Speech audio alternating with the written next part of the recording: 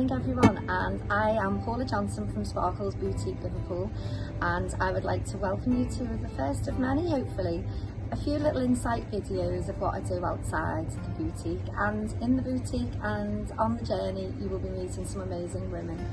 So first of all, Paula, I'd like to congratulate you on coming a runner-up in Merseyside Women of the Year the other day. So I came runner-up in my nominated categories, so from a lot of nominees, there was over 300 nominees, to get down to the final 15 was amazing.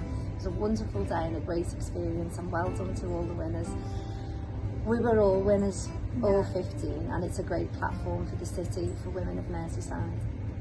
So first of all, Paula, would you be able to tell us a bit about your shop and what inspired you to create such a personal and welcoming space for women?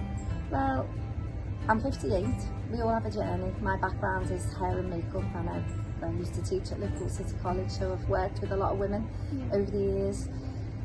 My life changed when I got divorced, went on a different pathway, and I felt at the time, which is crazy, I felt at 45 I was too old to be a hairdresser.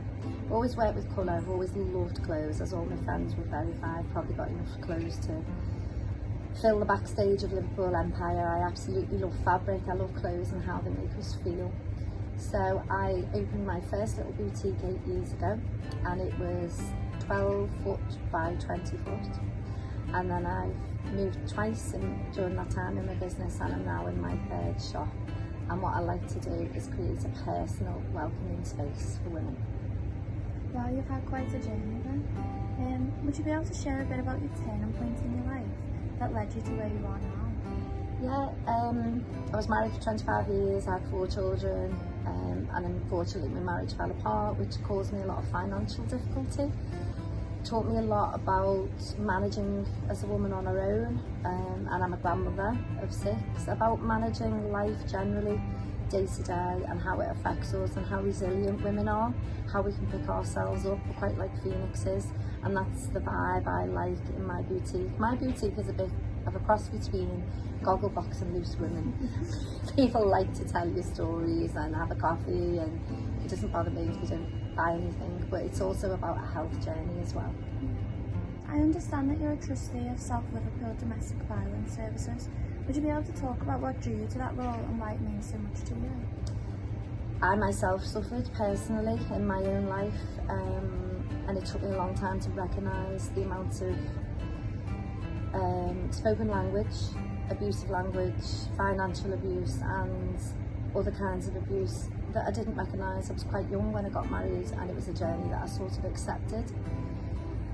And when my marriage fell apart and I started therapy and I started to recognise the damage to me, the damage to my own children, and it still does to this day, that I felt that I should be able to reach out and help other people, other women primarily, because it is a female project, a led project, to understand and help people move forward in their own lives, having been through that journey myself. Body image, social media filters, how disconnected we've become. What do you think women really need today, and how does your shop help with that?